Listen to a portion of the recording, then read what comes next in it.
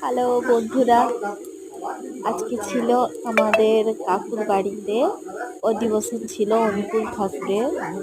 তাই জন্য সেখানে গেছিলাম, গিয়ে সেখানে গিয়ে বসছিলাম। আজকে কি উপলক্ষে ওই যে বাচ্চাটা বসছে, ওর জন্মদিন আজকে।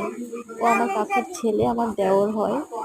ওর জন্মদিন উপলক্ষে হচ্ছিল অধিবেশন, মানে অনুকূল ঠাকুরের দীক্ষিত। এখানে আমি লুচি বেলে দিয়েছি, ওর কাছে রেডি করে দিয়েছি। আমার ননদিনী বসে বসে লুচি ভাজছে। আর কি কি মেনু হয়েছে, পটল আলু তরকারি হয়েছে, সিমাই পায়েস হয়েছে, এমনি চালেরও পায়েস হয়েছে।